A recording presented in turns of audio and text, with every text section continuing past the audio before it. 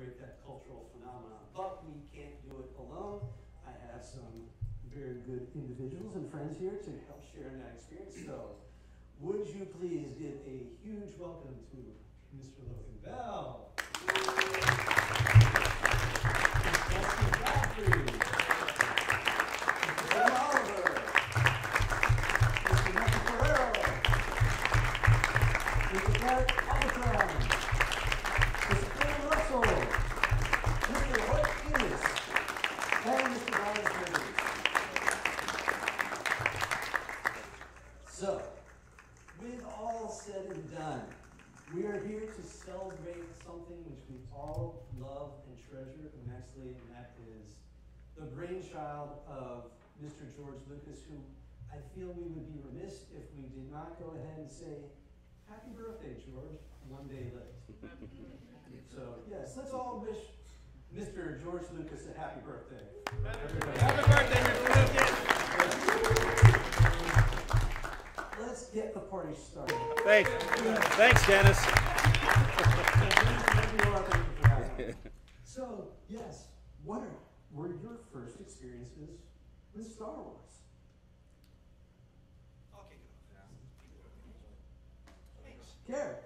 Thanks. Oh, push the button on there. There we go. There Now we it's go. on. Yeah.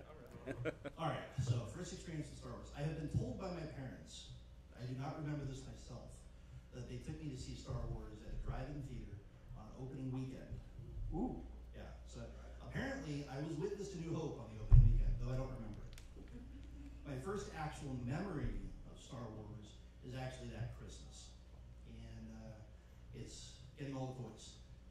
I was lucky enough to get everything that came out, and I very vividly remember opening my Darth Vader figure case with all of the first run Star Wars figures in it and playing with those to the point where I think I broke all of them. I'd say that's the sign of a very treasured and well-loved childhood. Yeah, I can totally empathize with you. I have a similar story. So dating myself here, but I was 6 years old when it came out. And my brother watched it 8 times the first week that it was released. He was 5 years older. And I got so mad that I didn't get to go, that I was hounding my father. I kept saying, Daddy, I want to go see it, I want to go see it, I want to go see it. Finally, he broke down and let me see it. And I think I saw it 4 or 5 times with my brother. So that was my first experience with Star Wars. But I too got the toys the first year. I got the Princess Leia doll. And as a 6-year-old, what is the first thing I did? So I unwrapped her hair. And then I cried for 4 hours when I couldn't get the buns back. So that was my experience with and I've been looking for her ever since, and she's very expensive now. So that's my experience. My first experience was July 25th, 1989. It was my 5th birthday. My mother had bought me the pair, I think it was Jordan 3s, an NES, because that was the thing at the time, and I got Star Wars on VHS, and I watched it over and over and over and over, and I still love that movie more than anything. Original or special edition? Oh, it was original. Like, this is 89. I was just about to say. This is before that happened. Because I have both versions sitting on a shelf at home. Just saying. I have one. I went to see Star Wars in the theater.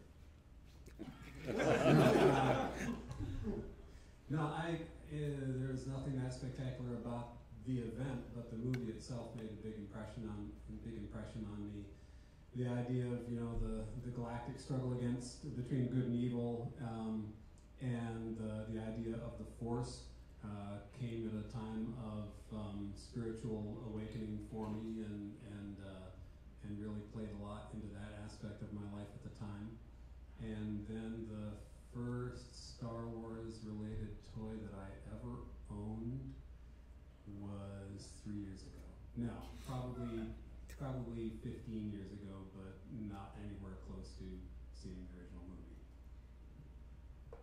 I was 10 years old, And weird story behind it.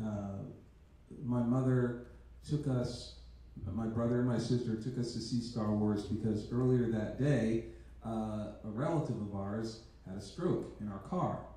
So my mom's like, I gotta get their minds off of this. I think I'll take them to Star Wars.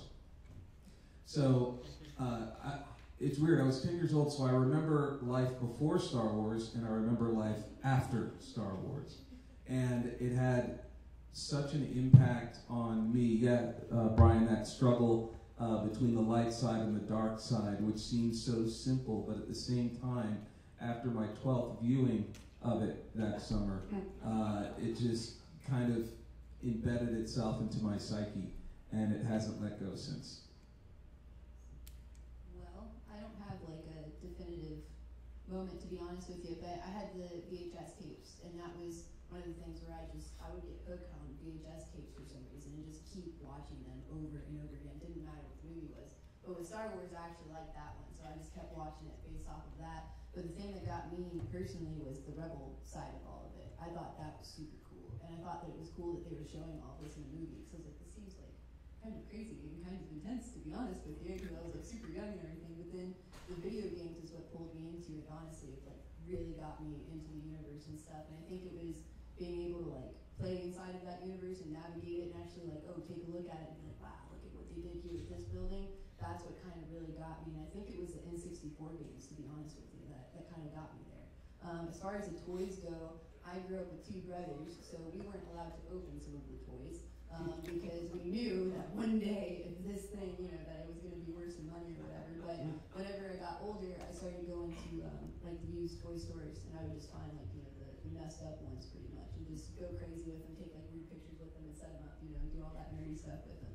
But I do still have some of the collectibles, and I'm still super nervous to open them or sell them or do anything with it. So I didn't really play too terribly much with the toys because I was terrified from a young age. But it's always been a big thing for me personally. Like everyone here, I remember going and seeing it, and back in the day we didn't have Blu-ray where we could just say, hey, let's watch this over and over. So again, I think I saw it like 15 times. As far as the merchandise, the movie itself, just when Darth Vader came out, that was so fucking cool. I mean, you never had like a really cool villain like that. You're just like, this guy's so, oh what, I remember that they had the original set that you would have to order from. So we were out, going around trying to find whatever, so we could get the little Kenner seal or Hasbro seal or whatever it was on the back, so we could send it over there. And my friend, he was the first one to get like all of them, so he was like the coolest, in the neighborhood. And I remember that it was really cool because we'd never seen anything as far as like some of the ships. So I mean, TIE Fighter and an X-Wing, everybody's like, "What's this?" We're supposed to use rockets and stuff like that. It's like these are really cool. And I remember having our skateboards, and we would take the little, the land speeder, and we'd be running down the street with that. And of course, one of us would hit a rock, and it'd just get destroyed. And they're like, ooh, and then pass it off to the find something else. And so that was a fun part. My first memory of Star Wars, I think, was I was about 6 years old, and I was visiting my dad for the weekend, and my dad was in a band, it's in the mid-'80s. And my babysitter on Friday nights would be, he would rent a stack of VHS tapes, and then he would go to band practice, and I would just watch whatever he rented. He rented some classics. I remember being 5 years old watching Terminator and being terrified. It was good. It was my favorite babysitter. But one of those days, he rented all 3 of the Star Wars movies, and I was 6, I didn't know much of anything about it. And I stayed up all night and watched them, and it was probably the only time that I was still awake when my dad got home, because I was watching Star Wars, and it was great. Many, many years later, I was 18 years old, and I was a senior in high school. I worked at a movie theater, and back in those days, movie theaters used to show films, like on film. Now you're just seeing Blu-rays, basically. But I was very excited because I was a projectionist, and I got to put together episode 1. My excitement after the fact was a little different, but yeah. So that's. One of the things I've always found fascinating, and it doesn't really matter what Star Wars fan you talk to, everyone always has some first experience with Star Wars like this. I'm very fortunate and I'm proud of the fact that the first movie I ever saw in the theater was Empire Strikes Back. And to this day, I still remember just how incredibly, impossibly loud it sounded when the Probot arose out of the snow. And I mean, that is something that is deeply ingrained in me. And it's no surprise that I ended up doing a career in sound design because of that moment right there. So, yeah, like I said, I do find it fascinating to find so many people have similar first experience stories. So with that in mind, I then have to ask the question, why does it have such an enormous appeal, even after all these years?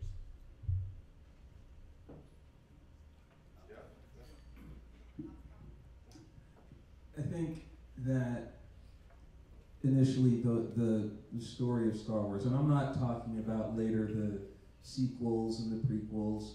When you just look at the original Star Wars, we didn't know about A New Hope. We didn't know Episode 4. It was just called Star Wars. I think what resonated with a lot of people is that simple story of good versus evil. There are these, clearly defined characters that, populate this used universe.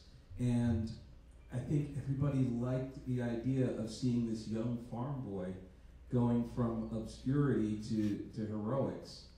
It's just this really feel-good story, but set against, at the time, something that was just so fantastic. Because science fiction up until that point, you had Star Trek, you had Planet of the Apes, you had Space 1999 and all that. But up until that point, there were these archetypes of so become ingrained in our psyche since then that it's hard to imagine what the world was like before that. And I think that's one of the reasons that it's maintained its staying power, is because this is a classic story that was told in such a unique way that resonated with a lot of people at that time. Jane, you ignorant? No, wait. It's trying to, see. I got it. See, some people got it, but okay, you're going to have to YouTube that. Or look for it in the Smithsonian. Yeah. I'm just trying to inject a little bit of point-counterpoint into it. So, Logan? Yes, sir. You're not wrong, but... So, yeah, the story is great. The characters are great and really well developed, but to me the thing that really sparked my imagination and seems to me to differentiate Star Wars from all the potential competitors for the public consciousness is the world building. The fact that he was able to create this ancient Jedi order with the Force as their ally, pitted against the Sith who had perverted the Force to their own ends, and that resonates with the feeling that we are all in this together, and yet there's still conflict, and that transforms the simple story of good and evil into a universe that is bigger and richer than my day-to-day existence. And that's one of the great things about science fiction, is the ability to actually stretch us into something that really goes beyond our normal experience. And this world building arguably was done better by, say, Frank Herbert in Dune, but that never translated into movies as well as Star Wars did. So I think the fact that Lucas played on the good standards, good characters and good, good basic plot lines and everything, but also managed to translate that massive world building idea onto the screen better than anybody has done before, and maybe since. We could argue that point. Well, actually, I mean, and again, you're not wrong either. You have a point there. But I remember, again, when I was a kid, one of the things that we also immersed ourselves in was, the whole Tolkien world building and Dungeons and Dragons. So we had a concept of a bigger world outside of that. Now you're right, that wasn't present in films. We hadn't had that yet. But I think to my little 10-year-old brain at that time, I was thinking, my thinking was more encapsulated until I got the figures. Right. Until I got the figures. But you were a nerd. or a geek, sorry. Yes. And Mark's question had to do with how it captivated the world. Okay. And I think that the distinction, because you're right, I mean, I was into, the things that I was into, and they were fabulous and everything, and Tolkien and all that kind of stuff. But the thing that actually translated into being something that blended with all of pop culture is the fact that it actually translated to the screen in a way that Tolkien had not yet. Were you able to immerse yourself into that, the whole, Jedi Order, Sith Order, the whole Star Wars universe initially, or was it something that took time?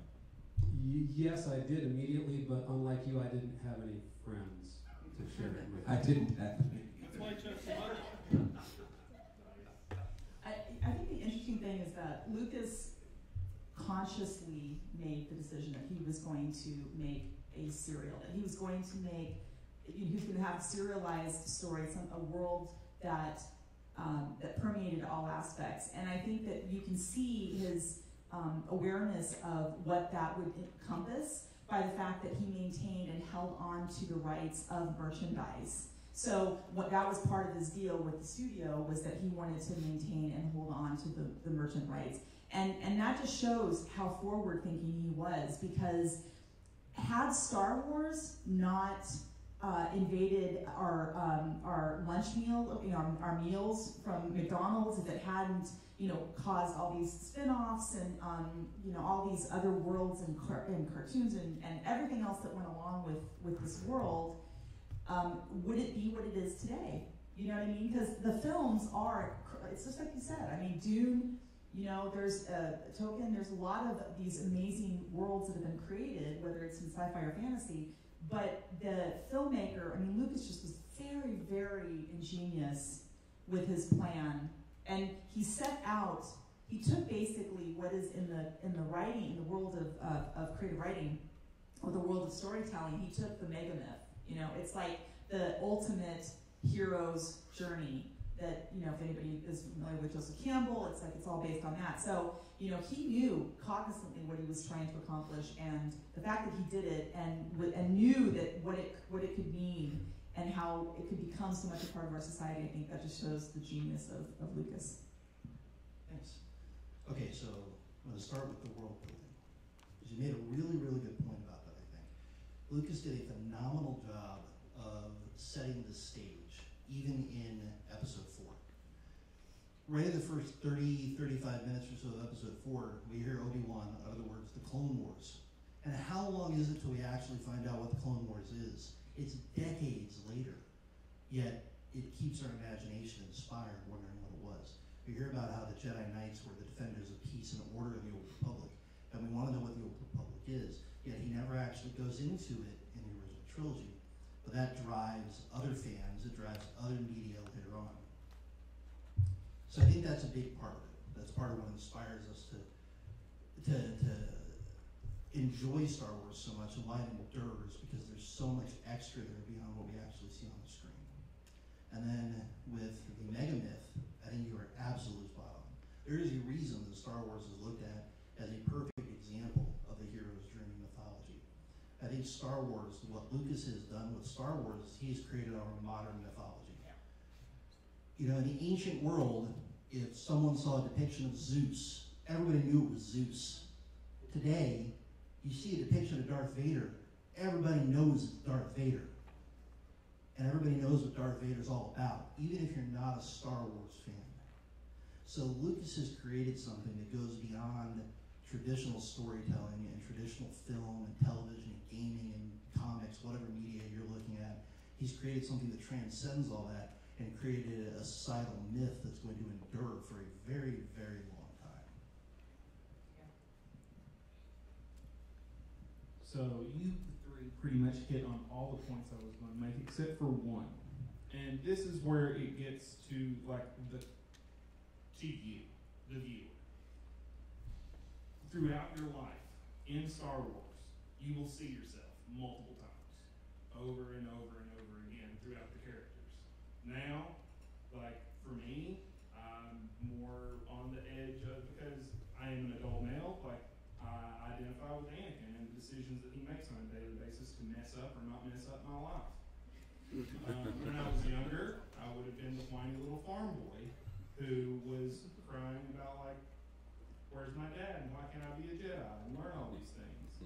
Like, the hero's journey is totally in there, and I think it is a huge point, so is the world building. But more than anything, I think it's the characters that you can attach yourselves to that keeps you going back to it and watching it and finding new things. Because I still find new things when I watch it. Well, kind of tagging upon all of these, and you guys hit upon some very fascinating points, whether it is the concept of world building. Yeah, my mic seems to have. Oh, they killed it. Yeah. Okay. Oh. How dare they mute me? Okay. I'm loud, I can speak without a mic, but fine. This way, people on the net can hear me now. Okay. So, whether it's the concept of world building and that concept of everybody feeling like they are truly one of the characters that is going through this journey together. One thing that I find extraordinarily interesting is this notion of the expanded universe when it comes to Star Wars. Now, Star Wars is absolutely not the first series to have an expanded universe in any way, shape, or form. But it's gone through multiple forms of media, whether it is comics, whether it is novels, whether it's video games. And the fans have rapidly, and I mean rapidly, digested these. I read every single expanded universe book up until the new Jedi Order, and I will never forgive them for killing Chewbacca, but that's a different story entirely. Oh yes, it now has been, so we're okay. That's an alternate universe. Give it time. What I'm now wondering, and this kind of hits upon all of those facets simultaneously, is what has made the expanded universe so successful in addition to the actual films themselves, the canon.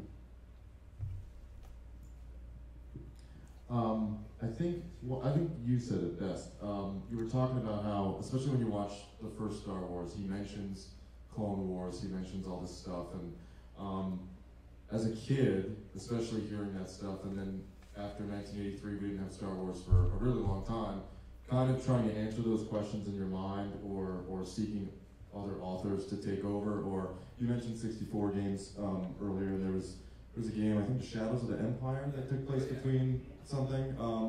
So yeah, that was kind of one of the great things about those movies, is just kind of these little morsels that he provided without really finally answering. And then I think talking to people who were disappointed by the prequels, I think one of the overlaying themes of that disappointment is that we all had this story in our mind about how Anakin became Darth Vader that was, dare I say, a little more interesting than what we saw. But I think that's what kind of helped keep that conversation alive, especially there's so many authors out there that tackled it in books. So.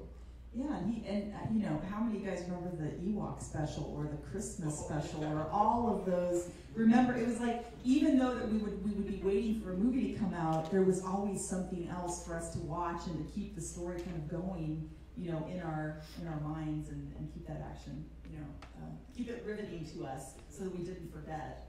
Absolutely. I think for me, it answered a lot of the questions like you were saying, just like, okay, yeah, but how, you know, and like for me, and I don't know, I'm sure a lot of you guys are the same way, because it tends to be how nerds are, we ask too many questions.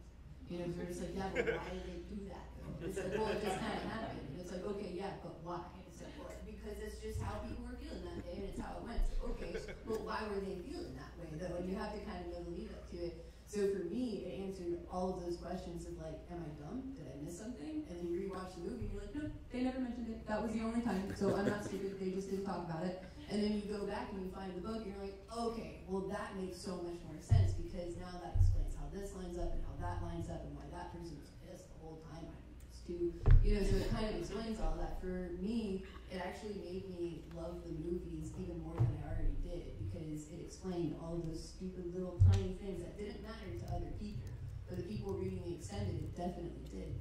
And the cool thing with the extended universe is that Star Wars already had endless possibilities anyway in film, with the visual aspects and everything like that. But whenever they go back into the extended universe, all of that material is insane, because each one of those books, if you want to look at it, is a movie. So it's like, if you like the Star Wars movies, well, guess what? There's like 200 more, that you could go out and read, and they're insane, Have you guys read Death Troopers? Yes. That one's wild. You guys should read one if you want to read one. My whole thing about the expanded universe is, who doesn't like a sandbox to play in? Who doesn't like the ability to go in there and, take the universe, not even necessarily the same characters, but characters that exist in that same universe and have your own adventures in them. So when you started seeing those books and those comics and, the video games, I remember the Dash Rendar was the Shadows of the Empire, but what was the one, not the Force Unleashed, this was way back, like X-Wing, Rogue Squadron, X-Wing TIE Fighter. Dark something else. Dark Forces. Dark Forces, yeah. It's like you love existing in there because it existed along the same timeline, but you're exploring a completely different, other stuff. So it's just one huge sandbox that you get to play in, and at the time, nothing was wrong. Nothing was off limits, because as long as you weren't touching the Skywalker clan, so to speak, you could do anything. On that sandbox point, that actually is a good segue into a lot of my experience with the EU. It wasn't so much the novels for me. I played all the video games, obviously, being a gamer. But for me, it started more with the old West End role-playing game. So I played all the Star Wars tabletop role-playing games. I'm a D&D gamer from the very beginning. And Star Wars just, it let me dive into this world that I loved so much, that I had all these rich visuals from the screen and from the comics. And it let me actually be a part of that universe. It let me not only tell stories within that universe, but tell stories with other people in that universe who loved it just as much as I did. So we created our own mythology. We created our own trilogies that melded beautifully for us into the actual canon, because we weren't touching the Skywalker clan.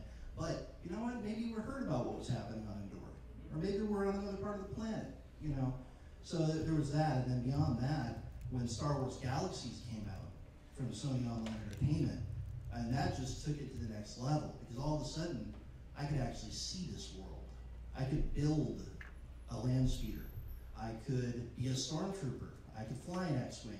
And I could do it with people from all over the world and create these massive, expansive stories that LucasArts was actually feeding into. It's interesting, because I think that what probably for our students who are out there, they may not realize this, but Lucas was really the first person to do this, and in this way. And we talked about it a little bit, but let me just give you an example. So now, what are most of the movies that we go and watch? What are they? Does anybody know? Marvel Comics, exactly. So it's flipped now because of Lucas and what he's done with Star Wars. Now what we do is we release a comic with some new characters, and then we do games with them, and then we have all this other, we fit them into this world, and then if it goes off well with the public and it's beloved, then we'll make some movies about it. And that's the way that Hollywood runs now. And Lucas was the first one. He did it the other way. He said, I'm going to make the movies first and let the world develop around it. So he was really the first one to start that. And now we have him to thank for what we watch in the movies now. Another interesting point based on something you said at the beginning of the question is Star Wars isn't the first fiction to have an expanded universe. I think one of the interesting things with Star Wars is I might be wrong, but I'm pretty sure that it's the first fiction to have the expanded universe that didn't require the authors to put all the toys back in the toy box at the end. Prior to Star Wars and the books for Star Wars, there were a lot of Star Trek novels that came out. The vast majority of them were adaptations of television episodes. And when they finally got to the point where they were allowing authors to write original Star Trek fiction, the characters had to be the same at the end as they were at the beginning. There could be no changes, there could be no alterations to the universe, there could be no lasting additions in any way. If you introduce a character in the book, the character's got to be gone by the end of the book in one way or another. Star Wars was different because Lucas allowed the authors to start to create their own level of mythology, and they didn't disregard it. They actually built upon it in the long run. Actually, one interesting thing that I do remember reading about what it had to do with George Lucas and the expanded universe is that he pretty much said you could do practically anything that you want. But there was 2 or 3 topics which he said were 100% off limits. There was a Topps baseball card series that was released around, I want to say around 99-ish, thereabouts, maybe a little bit earlier. And there was one image which was a very unusual image, which has now become rather iconic. Is that the C-3PO? It was, no, not that. Okay. There's a C-3PO. It's like, where are you which is a going? little bit, but this one is a very interesting one where it's a whole bunch of Yodas seeming to worship this one godlike Yoda. And it was part of, at the time, I think they called it the Star Wars Infinities views. And Lucas shot that one down. He shot that one down 100%.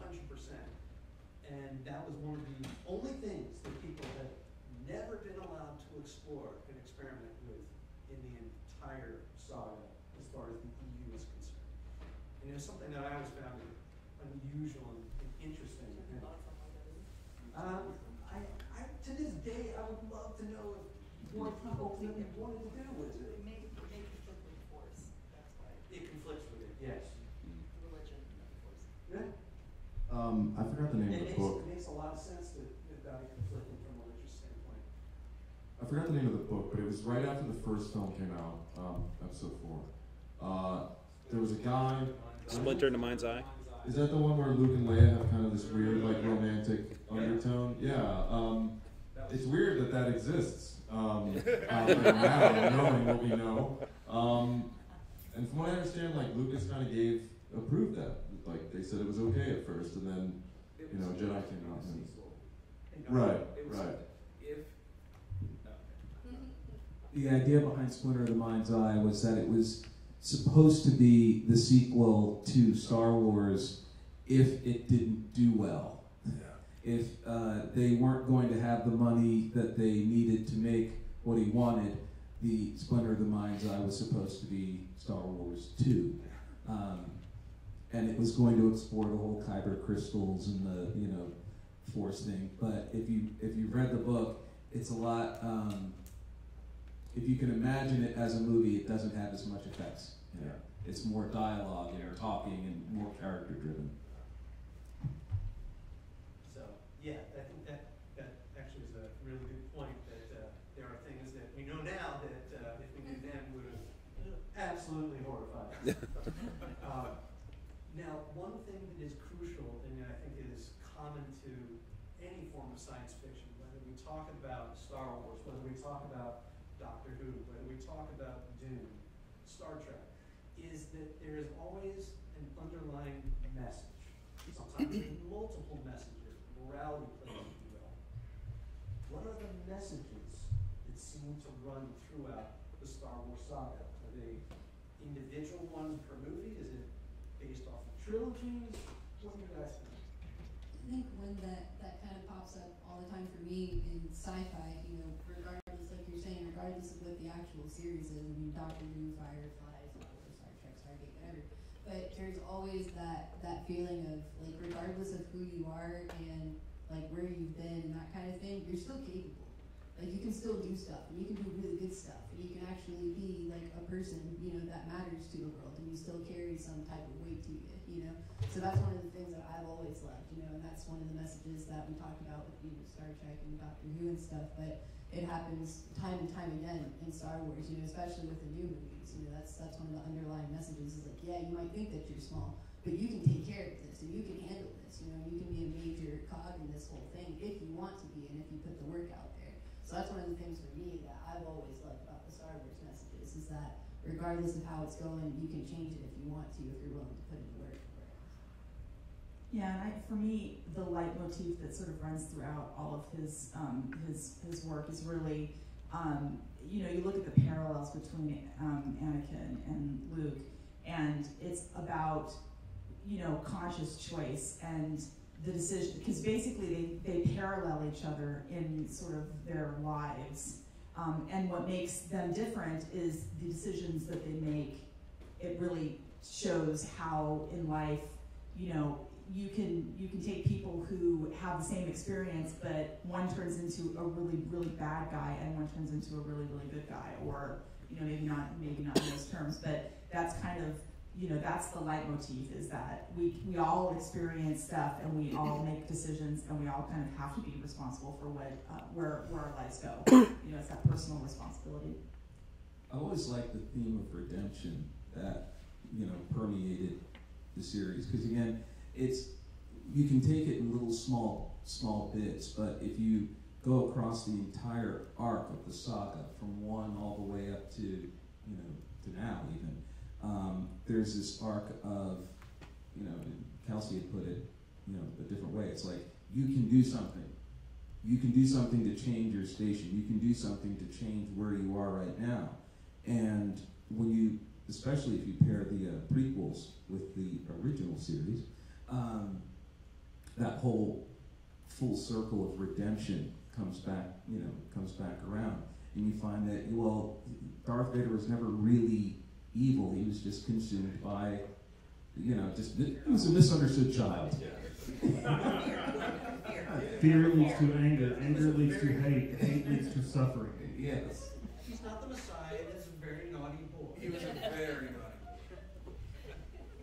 But, like, for me, like, just like I said, fear leads to anger, anger leads to hate, hate leads to suffering. For me, that's one of the pivotal messages of Star Wars, because almost every conflict that they have is dealt with out of fear or anger or hate for someone else in the galaxy. And I think today that is a huge message that needs to be echoed around the world. But more than that, Yoda himself, for me, like, he is, I'm going to get a little analytical here, but Yoda is Lao Tse. And Lao Tse is he was like the Buddha of Taoism, if you will. He's the wise guy. He's the guy who has all of the answers and will not give them to you, because he wants you to figure them out for yourself. For me, when I watched Empire for the very first time, he said a phrase and it just stuck out to me and it still sticks with me to this day, and it's do or do not. There is no try. And that's just like my personal mantra that I carry with me. Any other points? Yeah. I think everybody's got a really, really good point about the things that really stand out and make Star Wars something that's meaningful for everyone, the messages that roll through it. For me, one of the most important ones is that anyone can be a hero. You just got to be in the wrong place at the right time. And that's really what it comes down to with all the characters in Star Wars. They're pretty much in the wrong place at the right time. And rather than choosing to run away from the danger or the situation, they make the choice to run towards it. And I think that's really one of the core messages of Star Wars, in that it manifests in the lesson of take a stand for what you believe in and stand up against evil in whatever form it takes, because somebody has to do it. That's a very good point. So, one of the other things that I have learned and really grown to dig into more about Star Wars, especially having a daughter who's almost 5 years old, is the role of the female characters in Star Wars. Whether it's Princess Leia, whether it's Padme, whether it's Mon Mothma. We now have two fantastic new ones in Jyn Erso and in Rey. So my question is, what was different about these female leads than any of the ones that came prior to them? I just have one comment. Where are the blondes? That's it. I think for me, because I was actually just talking about this the other day, with the new gals, with Jen and Rey, it's more, for me, it's more obvious that they're badasses. You know what I mean? Like, you don't question it. But with Mon Mothma and Leia, it was more of like that quiet, like, we'll get it taken care of, don't you worry, you know, like type of a thing. But with this, they're running into the battle, and like with Jen, she was so great because of how she was kind of like telling everybody to fall back, and she's got it. You know, stop slowing her down, you're just making it worse type of a thing. Just let her do what she's got to do, and she'll take care of it. But so with that, I mean, like you're saying, you have a daughter now, you know, so it's got a totally different perspective on it. So for me, Leia, I had to kind of convince my brother that she was a badass. You know, I had to be like, no. But she is, though, because she's doing this and she's doing that. And I'm like, yeah, well, she did this and she got captured. And it's like, yeah, but, you know, you had to, like, keep convincing them or whatever. But with these, see, that's, I knew she was a badass. Your brother's a jerk. And, oh, they're watching. But no, for me, it seems more obvious, you know, because like you were saying with the last one, they're running into the battles, you know, and they're not being subtle about it at all, you know, so I really dig that a lot. I'm sorry. I think, like I said, I always thought Leia was a badass from moment one. You know, yeah, exactly. Well, no, even in that first scene, you know, yeah, we see her giving the plans to R2, but you see her back talking to this badass that just walked out there and all Darth Vader, only you could be so bold. You know, it's like, oh, it's just you. And it's like, oh, you're not cowering in fear. You're actually standing up, sassy. And the fact that, you know, yeah, when she's laying there, oh, you're here to rescue me? Okay, great. Takes the gun and blasts the garbage. I mean, she was the epitome of badass. And we hadn't seen that. You know, to my 10-year-old little brain, I was like, what? You know, she's not cowering, so what are we going to do? What are we going to do? You know, no, she was take charge kind of a person. And that was one of the things that, you know, instantly drew me to Leia as a character. You know, Logan, everything you just said is absolutely spot on, and it goes to show that in A New Hope, Leia is the most competent character in the movie. Hands down. Yeah. The other thing that's interesting for me is when you add Rogue One into the mix, she is blatantly bald-faced lying to Vader when he knows otherwise. He knows she was just there 10 minutes ago. Yeah. It's kind of amusing thinking about that. Honestly, I hadn't really considered that, but that does make it even more interesting now. Interesting how that lens works in hindsight. It was already kind of somewhat brought up and mentioned already, but in bringing Star Wars to the big screen, this was very unlike any other film that had been created up until that point. The fact that it was this story that George Lucas had somewhat of an underlying vision, it had a backstory, it had an arc that could go from there, but focused on the aspect that would really sell the best and get people into the movie theaters. How has movie making changed since that point? Not just for, I mean, we've already somewhat touched on the merchandising, which I want to get back to later on, but from the overall aspect of movie making, what has changed since the making of Star Wars?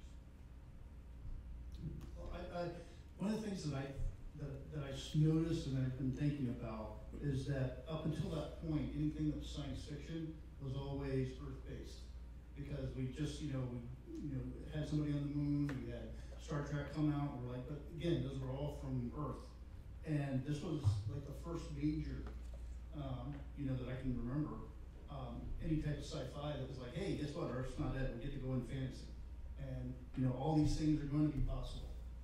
You know, some good, some bad, and I think that's what kind of, as far as a genre, kind of said, okay, now we can take it and bam, add some more to it. You know. I think there's this interesting thing when you talk to Star Wars fans, they use this term Star Wars universe. And it's hard to think of a franchise prior to Star Wars where they use that term. And now, I mean, everyone's doing it. Marvel has their universe. Universal's doing, they're starting their monster movies up again, and they're trying to tie it all together in the same universe. So I think that's a huge thing that it affected was, well, how can we connect multiple different things into this same umbrella for fans to, if they like one of them, they should, in theory, like the rest of them. I don't know if that's always true, but yeah, I think that's one of the pivotal changes too. I think Star Wars changed how films were made before Star Wars was even out in theaters, and this is why. It's because for the people who are not as big of Star Wars fans, they may not know this little fun fact, but Lucas actually financed the creation of Industrial Light and Magic into A New Hope. Yep. And Industrial Light and Magic is still around. They still do all of everything that they do for every major blockbuster film that comes out. So, I mean, that in itself, I think George Lucas has left a legendary legacy that will go on long after he is gone for the film industry in general. I was going to talk about the audio side of this because you're saying the sound design for any sound design nerds in the building. Ben Burtt, first of all, I mean, just him alone and the sound design that came out of those movies. I mean, for me at least, it was definitely a big player in my desire to get into audio and stuff like that, and to be a sound designer and kind of screw around with sound. Because I mean, you never heard anything like that, and it's just like Chewbacca. What was it? I think it was like a bear and a walrus and a lion that they like layered together to come up with Chewbacca's thing. And it's like, how did you even figure that out? And it's like Ben Burtt, if you guys don't know him, Google him, he's pretty crazy. But he was at a zoo, and there was a walrus who was really upset because they hadn't fed him that day, and he was getting really angry. And he was sitting over there making a crazy sound, and he recorded him, and then he layered that together with, a lion and a bear and all that stuff, and that's what came up with that iconic Chewbacca sound. And now, if you guys are, on the internet, which I'm assuming you are, you've probably seen those memes where people are like opening drawers or like scooting chairs, and it sounds like Chewbacca. It sounds like the exact same thing. They're like putting pictures up on the objects or whatever. So it's like those sounds. I mean, those stick in your head. And if you ever think of a laser sound, it's the Star Wars laser sound that comes into your head. So and that's like even just like spelling it is QQ. Like it will always be that, and there's no going against it. So it's like even away from visuals, bringing in the audio stuff. I mean, it changed everything for me personally. It changed my entire perspective. One of the things that I don't remember before Star Wars is that they actually took us behind the curtain. So you actually saw, because I remember in the 70s and 80s where they'd be like, this is how we made that. And again, seeing that whole thing, I had no clue that that's how sound was even done in a movie. I was like, I don't know, I thought there was some guy who did magic in the back or something. And, and still, little kid running around. And we found out that they made the laser sound by taking from the wire pump and smacking it. Man, we used to run around, and anytime we could find some rebar, you're going to get electrocuted, right? You know that kid, and we're like, oh, who cares? But again, it's that they took us behind the scene to actually see how these things called motion pictures were even made. Up until that point, I don't remember any big franchise saying anything about this is how you make it. And I think that inspired a lot of creatives to say, you know what, I think I might be able to make a living doing this. This is actually kind of cool. Going back to the heart of the question, which is how it changed movie making, I'm probably the least qualified person up here to comment on this, being just, the saxophone player. But all of these things that have been pointed out, visual effects, sound effects, merchandising, all of these things producing any movie is a complicated business, but Lucas managed to combine more levels of complexity than probably anybody else up to that point, and showed filmmakers some directions that they could go with their own films. I mean, it was maybe, certainly not the first major blockbuster, but it certainly propelled more blockbusters after it by its success and by the way he went about it. In terms of effects, ILM, right? So there were so many different types of effects. There were spaceships, there were vocal effects, there was the peculiar language of R2-D2, which you understood every word that he said, even though he never said a word, which is a great marriage between the sound designer and the scriptwriter, because without the scriptwriter giving context to those sounds, you would never understand them, and without the sounds filling those spots so successfully, you would never really make it back to the human voice at all. We've got the lightsaber, we've got the blasters, we've got TIE fighters, I mean, and then you go to the visual effects. I mean, there were big and small visual effects. There were practical effects and complex visual effects. There were, huge complicated sets, and there were things that were kind of, thrown together with, barbed wire and duct tape. Right? There was the big opening crawl. I love the fact that we opened up with this crawl, which is basically just an Adobe plugin now, but it was a major ordeal to actually produce that opening crawl at the beginning, right? And he just wouldn't take no for an answer, and he wouldn't say, okay, so are we going to have to limit our effects? So we'll get the blasters and the lightsaber. We'll use some stock stuff for the ships and stuff like that. And we already created a Wookiee language. We don't need to create a droid language. We won't involve him in any of the conversations. And yet he put all of these very complicated things together and showed that kind of major vision could not only be done, but could be worth the huge investment that a movie studio has to put into doing a $200 million blockbuster now, knowing that they'll get $750,000 back for doing it. Prior to Star Wars, science fiction was the realm of lofty intellectuals, or big brains, as you saw in 2001. I recently watched that again with my wife, introduced her to it, and I had forgotten just how intellectual that movie is. Yeah, it's an interesting experience if you've never seen it. Just try to watch it some afternoon.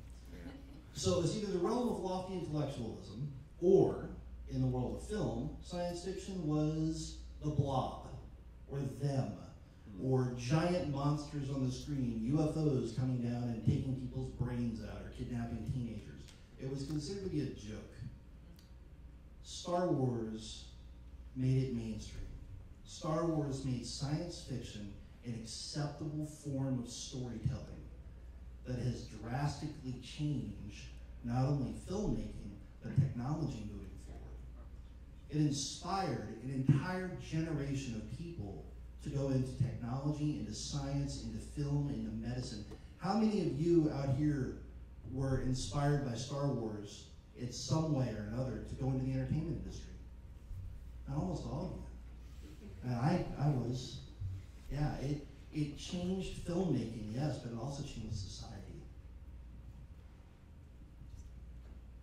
So two things. When you talked about the crawl, it's worth mentioning that Lucas was actually fined by the Screen Actors Guild because he did not open with credits. And he fought that tooth and nail. And then when he was releasing Empire, they were going to fine him again, and he said, good luck. Second was off of what you were saying about a joke. And, it's really interesting. I'd never thought about it like that before. But science fiction was totally a joke, because you remember War of the Worlds on the radio that was the joke that everybody thought was real. So, that's probably why sci-fi had such a stigma for so long after that.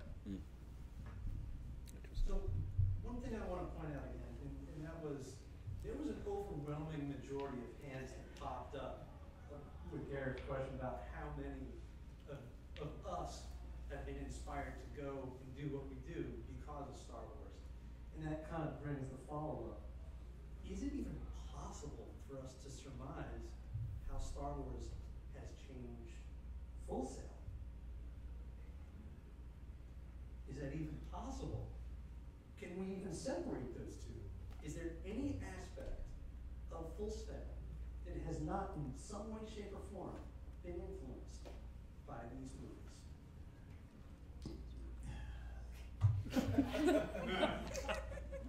I think it's safe to say that Star Wars has permeated every facet of society, not just Full Sail. I mean, the fact that we're, the type of school that we are lends itself to the careers that have been made from Star Wars. So it's kind of like this far-reaching question, has it permeated the influence of Full Sail? Well, yes, because we happen to be in the entertainment industry. And Star Wars was the forerunner of a lot of the things that we find ourselves involved in. But it's also permeated into every aspect of our society. If you go outside, just like, the Mega Man, everyone knows who Darth Vader is, even if you don't know, even if you haven't seen the movies. Imagine what a world is like, if I walk up to somebody on the street and say, "Luke, I am your father," they'll know what you're talking about. I don't know if they can recognize the significance of that, because they may not have been around for that, but it's something that we've all experienced in some way or another. Just conversely, and to put an equivalent to it, the same way the Beatles influenced music, Star Wars influenced film and design and, everything. Pop culture, so. I think one thing that's actually very telling, and I don't know if I'm sure there's at least one or two members of this panel that also have this. I religiously bought every single one of the art of Star Wars, Empire, Jedi. And one thing that I loved in the back of the art of Star Wars was a series of editorial cartoons that were influenced from A New Hope. And there's one that, I know the reference is going to go, but there's a great one that was an editorial cartoon written about Jimmy Carter fighting inflation. And it's the ghost of Obi-Wan saying, "Use the Force, dummy." And when you get to that point where you're using Star Wars as a reference to talk about politics, then we're getting in an interesting territory. So has anybody watched the new Mystery Science Theater 3000: The Return?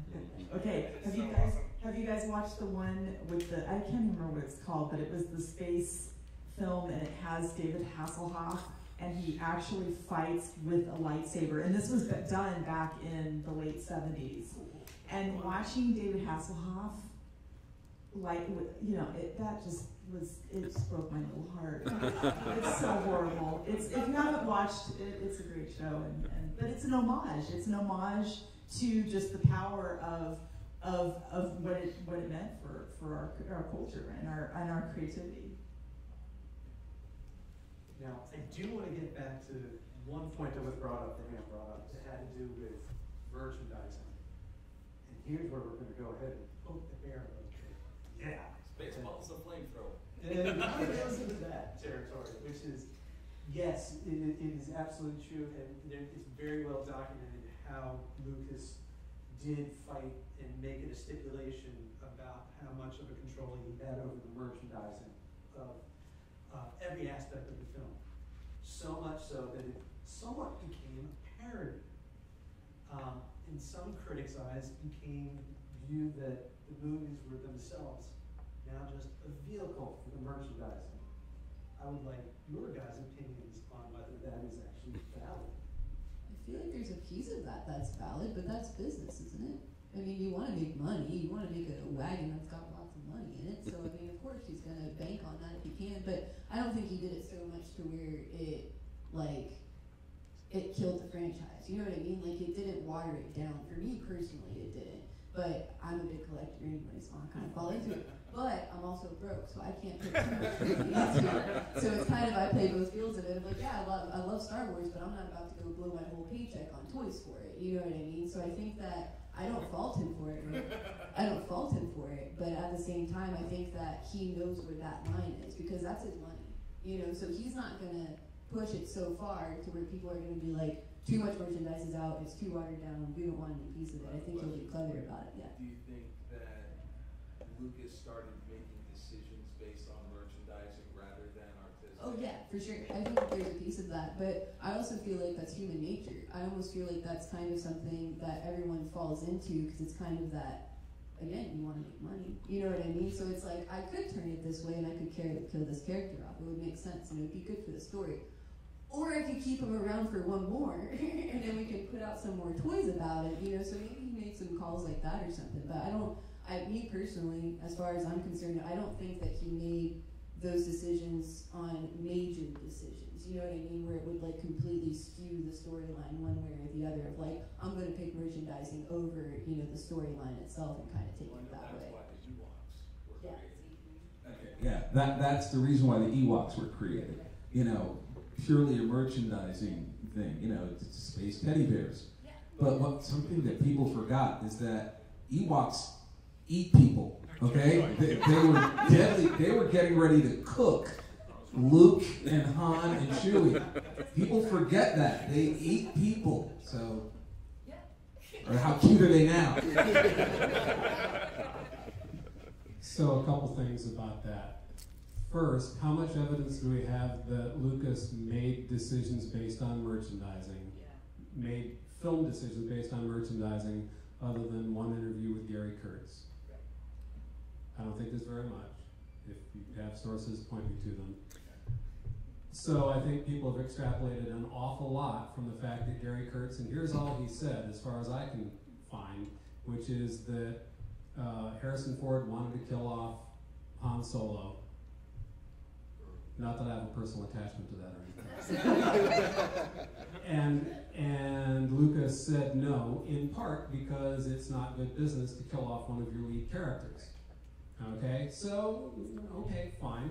Then it encroached maybe to that degree, but we don't really have much direct evidence that it ever affected anything beyond that. Second thing is, if the stories ended up being good, that we watched them 10 and 15 times each anyways, who cares? And third, if we have, you know, brothers and friends who buy these toys by the dozens and don't even bother to open them in the hope that they'll appreciate and value, and if you have Star Wars toys sitting on your desk or your shelf or in a box in a closet somewhere, you have, in my view, just have absolutely no right to complain about the fact that Lucas made any decisions based on merchandising. Well, I wasn't necessarily complaining about it. Yeah, okay. But I will say this, though, that as far as us buying toys, I mean, yes, I have spent entire paychecks, way too much money. And Mike, you even know this about me. That's why you're here. I make poor financial decisions when it comes to and then you come to me for guidance, which is really not. Which is really bad. It's a bad idea. You'd say, spend the money. Yeah. I'm like, okay. That's why I got the RV in the first place. No, but as far as the merchandising aspect and where Lucas's thought process may or may not have been, he has said from the beginning that these movies are geared towards kids. And so I tend to think that the merchandising is also, he's thinking in his mind, these are for kids. The fact that we're 40-something-year-old kids, you know, plays into that. But you're right, I don't have any evidence toward that, but as Kelsey had said, it's a business. It's a business. And at the end of the day, you want to make money. I will say this on the figure thing. If you have the figures back from like the special editions, like in the late 90s, early 2000s, those things aren't worth anything. So you just might as well just go ahead and open them up because like I have my friend Brian Marcus who owns a comic shop back home in Virginia, and he's got them for $3 a pop, still with the perfect card and everything. So like they're really not worth anything. I have the 77 figures. The strange thing, I feel like I'm on my own here. I didn't really have too many Star Wars toys growing up, and in fact, the only one I remember having was a Chewbacca's toy when I was a kid. But then my dog like bit his head off, so it was gone. However, on the flip side of that, now I've never been one to kind of get sucked into marketing and trinkets and whatnots. But I have a kid now who's like 20 months old, and I think in like 3 or 4 years, I'm kind of excited that when I go to the store, it's like there's Star Wars in every aisle, whether it's on waffles, whether it's on socks, it's everywhere. And part of me is like, I have no need for that, but I kind of want to get my kid that in a couple of years. So, I mean, I don't know that it bothers me. I think that actually just brings up a really good point, because regardless of what Lucas did or doesn't think or did think or whatever, there's a market for it. I mean, people want that stuff. You know, if they didn't, it wouldn't be making him millions and millions and millions of dollars. So, you know, it's like, who cares, really? Well, talking about the money aspect of it, I think he had enough forethought to figure out that if I get this, I'm going to be rich. Now, everybody's like, oh, what's that? But as a creative, he realized in Hollywood, if I got money, then I don't necessarily need to go to studios. You know, or if I do, I'm going to have a lot more to bring to the table where they're going to have to pay attention to me. Where before that, you know, once you had a successful franchise, you were at the mercy of all the suits. You know, and as all creatives, we're like, oh, the suits. Yeah, they're going to just screw up everything that we do creatively. And he's like, you know, if I hold this chip, I got a big chip when I go to the table and we have to gamble. So I think that's actually, you know, kind of smart. Let me just bring up one point, too, before we move away from that, because George Lucas did not make this movie on his own. He didn't make any of them on his own. And like, you know, Marcia Lucas, his wife at the time when he did New Hope, you know, she was the editor. And there's a lot of people who influenced those films. And anybody who thinks, you know, if anybody wonders about, you know, his control over it, all you have to do is look at the original 3 and how good they were, and then the follow-up, the next 3, which he had way more control over. Those were much more, he was much more an auteur with that. So, you know, but I feel like we're talking so much about Lucas, but we're really kind of not talking about all of the other people, all of the fantastic people who really went into making that movie. Here, Herb? I was going to say, on the topic of merchandising, at one point I thought it was going too far, and then I bought Boba Fett themed coffee creamer. Lightsabers, we're still kids. I still can't believe that I found at a garage sale a pair of unopened, completely sealed Darth Vader underoos, and I purchased them for 50 cents. Are you wearing them? 50 cents, no. Okay. If they make it in adult size, which I do believe they do, I'm sure that's out. Amazon sells them. Or I'm sure someone on Etsy makes those too. 2 points. We were talking about, you mentioned how Lucas wasn't, you know, he didn't just make these movies. Most people say that Empire is their favorite one, and if you look at the credits, he didn't write or direct it, which is probably why this is my favorite.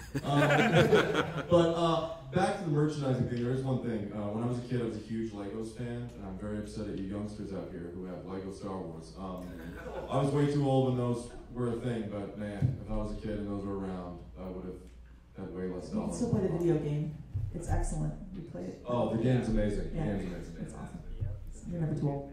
Cartoonist Charles Schultz, who created Snoopy and the Peanuts characters, was responding to a criticism that he was trading on his characters too much. You know, there were too many Snoopy products out there, too many stuffed Snoopies and stuff like that. And he said, how can anyone accuse you of over-commercializing something that is fundamentally a commercial product? And by the way, the end of Empire made me angry for days. One of the things about merchandise that I wanted to bring up really quick, just from like a female's perspective anyway, like whenever Well, let's bring it back to the giant scale, I guess, of like sci-fi in general. It's hard to find sci-fi toys, like in general. Like even if you just go to Walmart and go to normal people toy stores, and not like the nerdy ones, but if you go to normal toy stores, it's really hard. You can't find something on Firefly. It's not gonna happen, right? It's out. It's not going to happen anymore. So for Star Wars, at least for me, it filled that void of, well, there's a lot of Star Wars toys, and I want toys from sci-fi and from movies that I like, so I guess I'll just buy the Star Wars ones because they're there. But what's cool now, at least, and why I kind of like the merchandising bit of it, is that we have girls' clothes now. And it's like, I've been shopping in the boys section of Target and everywhere else trying to find cool shirts since I don't even know how old, you know? And like this shirt actually is a little boy's pajama shirt. And it's just, you couldn't find it unless you did stuff like that. You know, you're talking about Lego Star Wars. I have a little boy's Lego Star Wars shirt at home that I got, like, I don't even know how many years ago, but you had to do that, you know, to be able to find it. And even if you look at it again on the grand scale of things, Star Wars was the only merchandise that you could buy that was in that nerdy vein of things. So it's like, if you wanted to attract more nerds to you, to talk to you or whatever, well, then you need to wear a Star Wars shirt, because it's going to be harder to find something for Star Trek or for, you know, all the other kind of stuff. You make a good point, because to tell you how the Star Wars franchise influenced merchandising, let's take an older franchise, Doctor Who.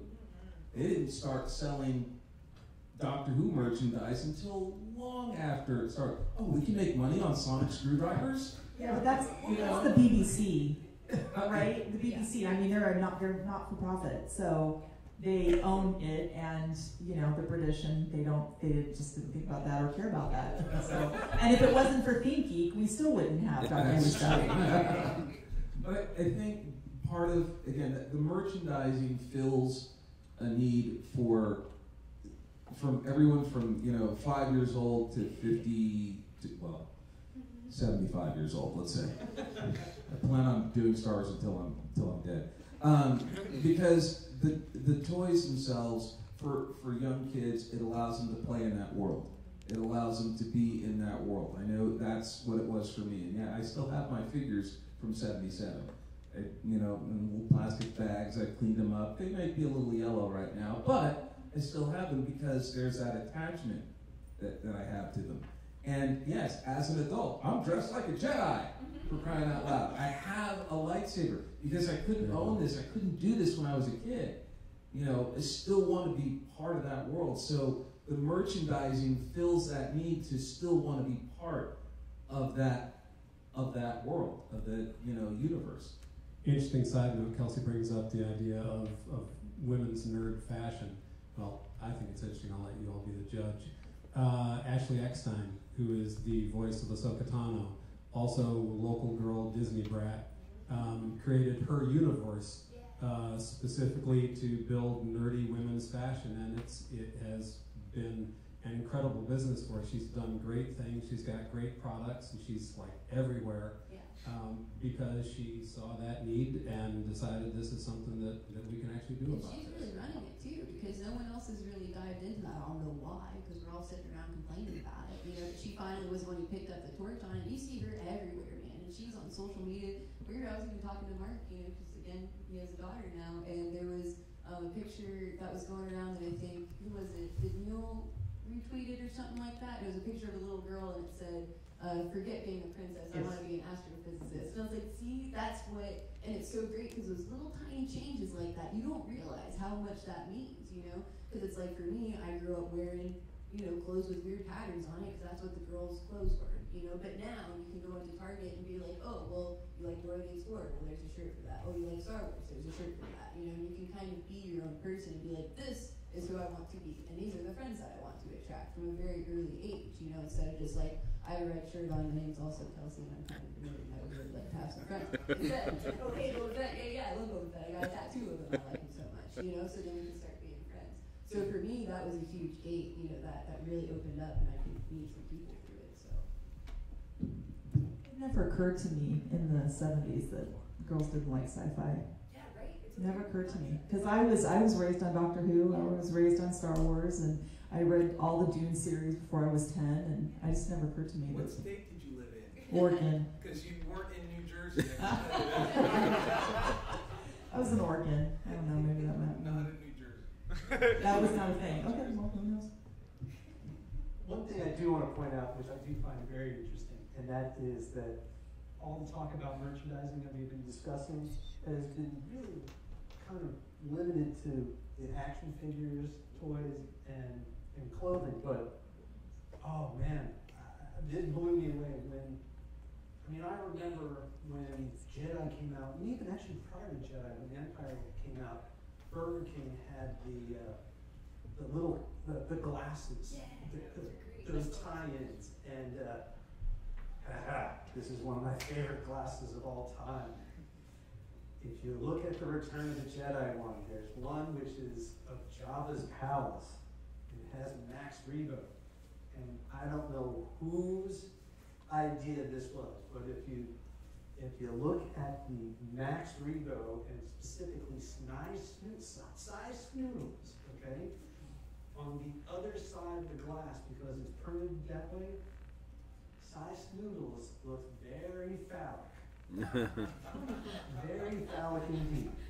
And that has a special place. That's like the card from the first 77 series, the green card with C-3PO. Yes. Where some artist got a little creative and created this alternate card that, you know, was out there. You remember when I had Anthony Daniels and I brought that card out and he shut down? I think that's the reason why.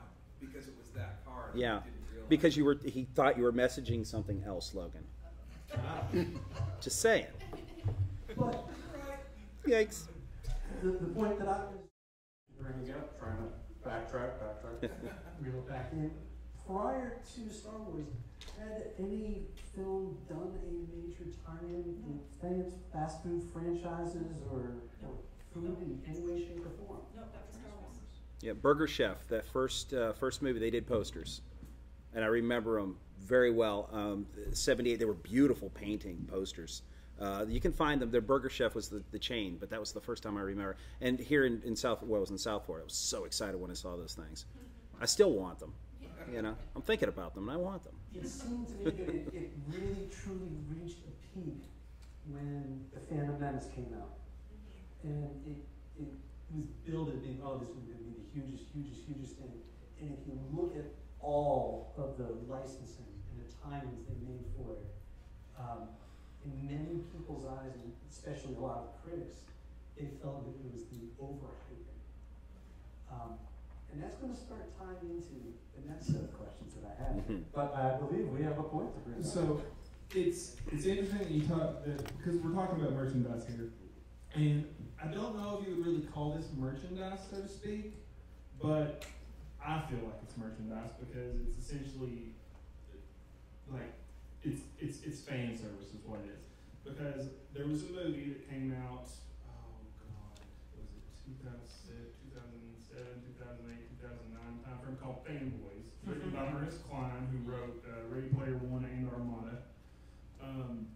And the movie goes from this 1998 adventure of a group of friends whose one of their friends has cancer, and they're trying to get him to see Phantom Menace before he becomes one with the Force.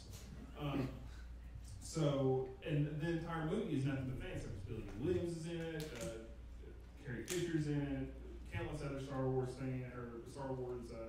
actors. William Shatner makes an appearance in it. I mean, it is just utterly fan service, and I think that movie being made is just shows you how big Star Wars is in the public realm, because it's a movie about Star Wars instead of it's a movie about a movie. Like that's what it is. Like it's movie section to me. It's weird.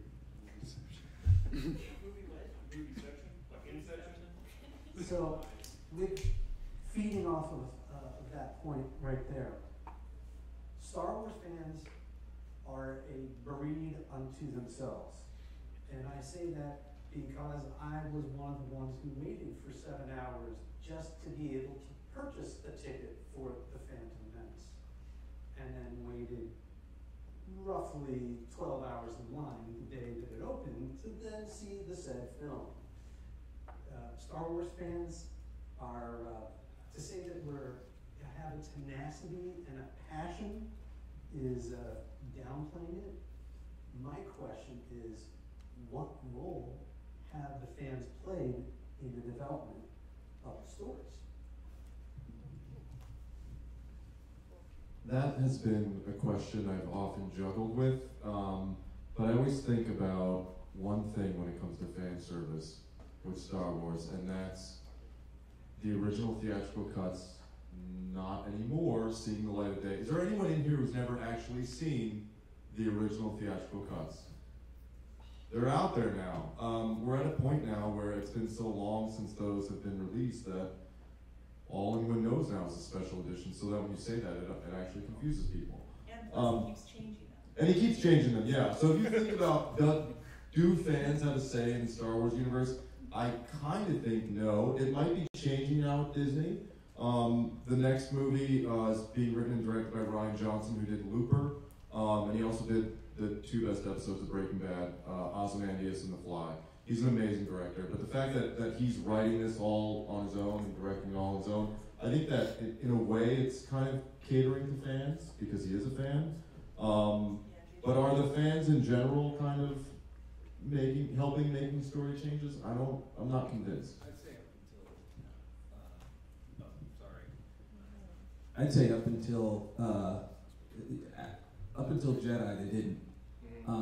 There's a movie called The People versus George Lucas that goes into that really, really well, and it discusses what was George Lucas's vision versus what the fans were talking.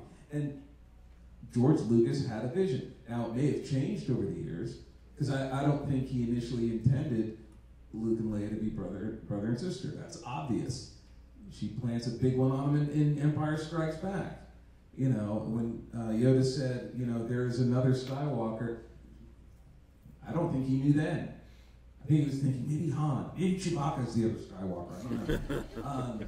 But no, I think up until Jedi, I don't think fans did. I think because now we're at a point where people who were fans of the original are now making the new ones. I think that's going to play a large role in how these films get, the stories they tell from now on. It's the reason why I think The Force Awakens, there was a lot of criticism of, well, it's just Star Wars retold. I'm like, well, yeah, that's what they all are. It's that the point is, you have a fan who's making a new Star Wars movie. This fan grew up in a time that was permeated by Star Wars.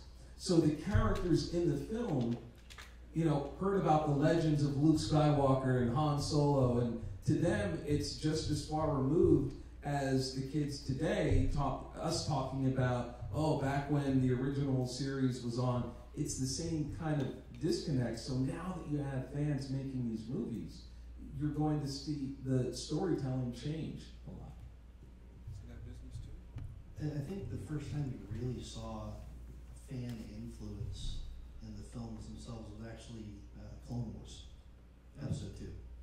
Or Attack of the Clones, Episode 2. And that, I think that comes in the form of the introduction of the Jedi Knight, Aayla Secura, the Twi'lek. She was a character in the comic books before she actually went to screen. And the reason they put her on the screen was because she was a very popular character in the comic books. So that's the fans influencing the casting of an actor to play that character on the screen. And I think you've seen a little bit of that for every movie moving forward. And that especially, I think, came into play in Rogue One with the Hammerhead ships. Those ships, if you played Knights of the Old Republic, those ships are from the Knights of the Old Republic game. They are the primary cruisers of the Republic in that era 3,000 years ago. And then they came into play in the Rebels cartoon. Leia brings them from that era into canon, officially, finally, and then they show up on the screen. And that's all influenced, I think, because of the fact that the Knights of the Old Republic game are such a huge, huge thing for fans. So they wanted to tip the hat to fans because of that. I think it's also the case that a lot of the expanded universe books and comics and things were created or at least steered to answer questions that fans had, like Knights of the Old Republic. So this went back 1,000 years, right? Oh, what happened 1,000 years ago? Last 2 Knights of the Old Republic, and we'll find out about that. What happened, what happened to Luke after Return of the Jedi? Well, we've got Timothy Zahn doing the Thrawn trilogy that explores some of those things. Mara Jade.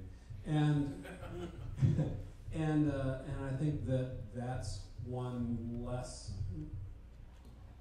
specific but still demonstrable way in which fans influence the development of at least the extended universe. You had mentioned that the new versions of the movies are just basically a retelling. I mean, I'm not saying that's what you said, but that's what most people would say, right? Whenever they go see it, they're going to be like, oh, well, it's just episode To be 4. fair, I mean, Jedi is essentially, structurally speaking, it's episode 4 again. So I mean, yeah. But see, here's the thing. George Lucas once said, there is no story under the sun that has not already been told. There's just another way of telling it. Yeah, but he overdid it in The Force Awakens. I don't think so. Now, I love the movie, don't get me wrong, but I got irritated at all of the New Hope references. Yeah, beat by beat, character by character, it got under my skin. Didn't spoil the movie for me, but it did distract me from the movie because it was so obvious the whole way through. However, one point to be made about that, Lucas didn't have a hand in that. But Lucas himself is actually very guilty of that. If you watch, I want these 2 hours back. Indiana Jones and the Crystal Skull. That is a literal beat-by-beat retelling of Last Crusade. So I mean, he is guilty of that. He isn't the only one, though. I mean, everyone in here has seen a Marvel movie before, right? They're all the same. I mean, it's just something that happens, and I think Star Wars fans are a little more passionate for some reason about it. But he's not the only one who does it. Well, it's because we were let down with episode 1 and couldn't enjoy it. See, I actually feel that episode 2 is way harder to watch. Because Jar Jar's only in about 20 minutes of episode 1. Hayden Christensen is in every frame. Way worse. I think you won on that one. Just to talk to you real quick, do you think that them rehashing, the whole like knowing what was going to happen beat by beat, do you think they did that because they wanted to give new fans a chance? Do you think they did that because not everybody is nerds like us and know exactly like everything that's art? You know what I mean? Like maybe it was just a way of saying, hey, if you're into this is what the whole thing's about, man. You know what I mean? So do you think that they're going to get more and more like complex with it as it keeps going with these new ones that are kind of getting hashed out, or do you think that they're going to continue to keep revisiting things? So my answer is in 2 parts. One, I think it's different and worse than your valid point that you make about it happens all the time. You're absolutely right. This to me was worse because it was so transparently repetitious of A New Hope. And I think it happened because J.J. Abrams is a fan and it was totally self-indulgent. But there is something to be said about, if you study Campbell and the idea of the mega myth, there's I start talking and get something. No, it's a class. I'm sorry, it's an economics class. Is it because I mentioned Joseph Campbell? Yeah. Thank you. Thank you very much. It doesn't suck, actually. Thank you. No, but it's part of the canon of it's a very if you compare it to like a poem, it's got stanzas and it's literally like you can break down the monomyth and the story can be very different, but in essence the journey is the same. And there's been a lot of parallels drawn between Anakin's journey and Luke's journey. We talked about that, and now in the new one. But I personally think it's just classical storytelling. And it's a formula that works in the world, and it goes back to that point that we all are born we all live, we all have obstacles, and then we die. You know, it's kind of like that, it's not the chimera, but it's the dragon that eats its tail. There's like this constant. Ouroboros. Yes, Ouroboros. Ouroboros. I can never remember that word. But it's that. It's the thing that life is. I mean, Lucas believes in that. Like, fundamentally, his philosophy is there are not obstacles, but there are conflicts that it's universal, and it's what makes us human. And so it's basically different person, different conflicts, but it's all the human experience. But so because Star Wars, to me anyway, cemented that Campbell narrative, cemented that megamyth. No matter where I go, no matter what movie I see that megamyth. And you will. It's in there. And you will. Harry Potter, it's right there. Because Aristotle said there's only 6 stories. Yeah. There's only 6 stories that have ever, that you can tell. And whatever, your story will be one of those, no matter how creative or, genius it is. But to speak to what Brian was saying, I agree. Those callbacks in The Force Awakens were a bit annoying. It didn't take away my enjoyment of the film because I really did like it, but to make them so obvious to someone, to fans that are so attached to that material, it's like an eye roll moment. You're like, okay, the droid has the special information. Alrighty then. Yeah. Oh, a Death Star. I sent it to Death Planet. Okay, yeah, got it. And sometimes even the staging of the shots. Mhm. Camera angles. Like right now, it was. Yeah. I think the next one's going to be really tough. Very excited. Yeah. Yes. There's one last point that I do want to bring up that was briefly brought up by Michael here, and that is that it is a pretty standard practice nowadays for when a film is released on DVD or Blu-ray that there's a director's cut.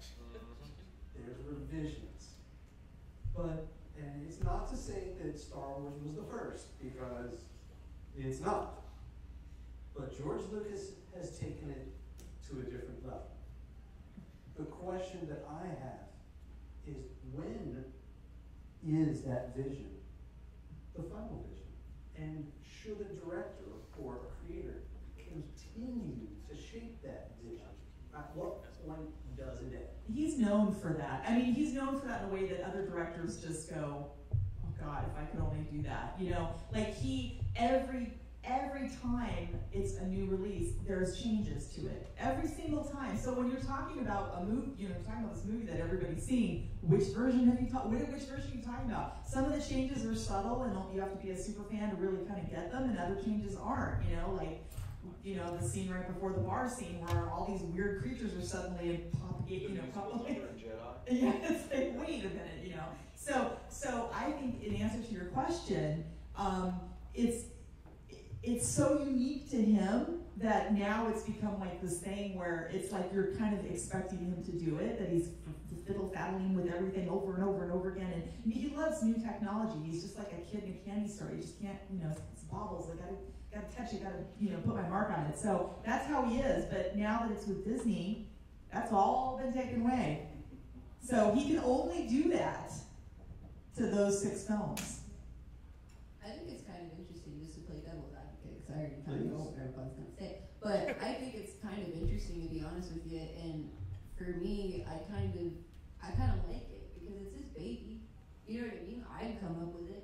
There's no way that my little head could have ever come up with all of the crazy things that he did. So it's like, who am I to say that you're not allowed to redo it? I think that one thing that's different between him and other creators or other creative types or whatever the industry is, I don't think people publish their different versions as much as what he does. He gets really excited about it and really wants to make it public and wants that to be the version of like, okay, you nailed it. This is finally it. All of us agree on it. You got it. But I feel like, because as a creator myself, with audio and stuff, and we're all that way. Everybody in this room, is a creator in some way or another. You're never truly done with it, right? You want to go back and change the color or something, or maybe you want to make that line a little bit straighter or whatever. We can't fault you in that. But there's a chance that you don't go and post a new picture of it on Facebook every single time that you change the shading on something, right? So it's kind of like, I can't really fault him in it because I'd probably be doing the same thing, but I probably wouldn't be publishing it as frequently as what he is. I'd just be screwing around with it for my own personal, enjoyment of it. I just want to add that as a filmmaker, we have a saying that you're never done with an edit until you cannot physically watch it again. It's never done until either the studio says you're done, it's being released, or you're just so sick of it that you can't watch it anymore. And that's kind of like a standing joke. So the fact that he as a filmmaker can be like, oh, my poochie, let me do some more with it, that's not really that surprising. I kind of enjoy the fact that I can say to newer Star Wars fans, you know what, kid, back in my day, Han shot first. And Exactly. It's funny you brought that scene up because there are a lot of changes that he made that make it better. If you watch like the very early theatrical cut of the first Star Wars, when the TIE fighters are flying around, you can kind of see the cutouts around them, right? And he cleaned that up, and that's cool. Yeah, the lightsabers look a lot better, but again, what you're saying, like, changing those kinds of things I have no problem with. Terminator 2 is one of my favorite movies. There's a 3D version coming out. If you watch the trailer in the 3D version, you can tell that they cleaned it up because they fixed a huge continuity error. And it's when the truck goes over the side of the overpass, the windshield falls off, but when they cut back to Robert Patrick driving it, the windshield's back in. In the trailer for the new version, that does not happen. They just leave, the windshield stays put. But when you change something like Han shooting next, and it's the most awkward, ugly thing I've ever seen, ever, and again, I saw episode 2, but that didn't just change an effect, that changed a character. Like, Han Solo rules, because he has no qualm about shooting a dude under the table first without that guy even flinching. I shouted in the theater when I first saw that. I shouted in the theater, no! Yeah, and when you see him shoot first now, it doesn't only change his character. It's an awkward scene. I mean, the way his head kind of like shimmies to the left is it's very strange. I was actually outraged that Han shot first in the original. It offended me. That's and it made me think less of the character. Yeah. And when he fixed it, I was so glad. Wow, that's very interesting. I've never heard someone agree with that change. That's very awesome. Now, if I were put off by his penchant for changing things, I would forgive him all of it for changing the Ewok music at the end of the job. Nub. Sorry. For anyone that thinks that Lucas has changed these movies too much, I just have one thing to say. Try being a Ridley Scott fan and keeping track of the 97 versions of Blade Runner. It's kind of funny that you bring Ridley Scott up because that was one of the thoughts in mind about he's not the only one who's done this. Well, I think technology is caught up to the point where I think technology caught up to the point where Lucas could fully realize what was in his head on film. I think that's where it initially started out. He's like, now I can actually put in all the TIE fighters that I wanted to, all the X-Wings, the myriad of creatures, because in the original cut, Luke's pulling into Mos Eisley, and it's sparse, you don't see a lot going on, and it's supposed to be a major spaceport. So now he's like, oh, I can finally put in all this other stuff that I see. So is it his right to do that? It's his movies. Yeah.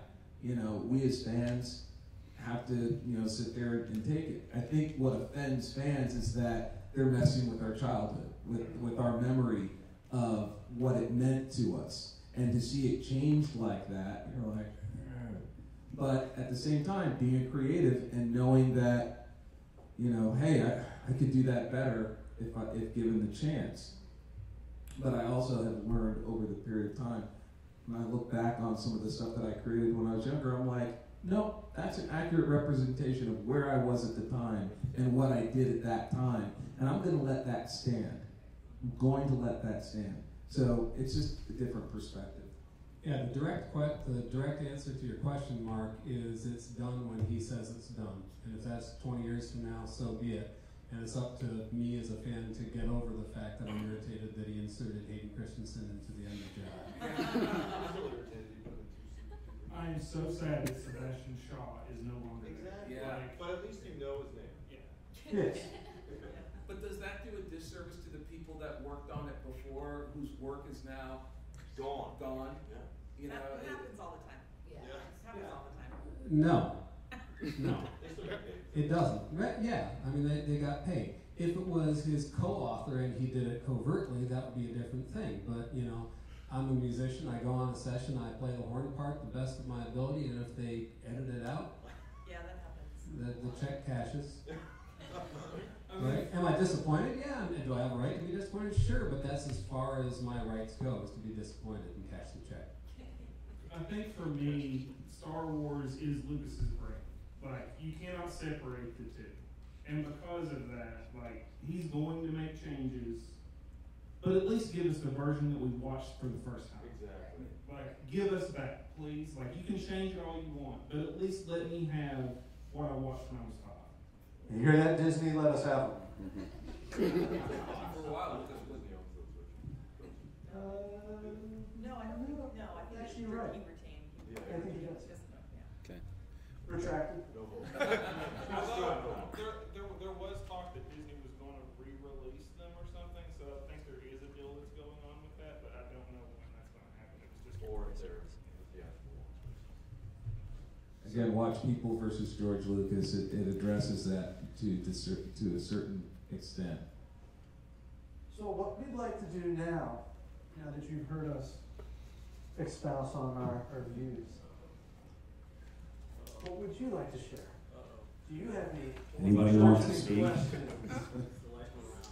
Okay. Or question or comment? Start here.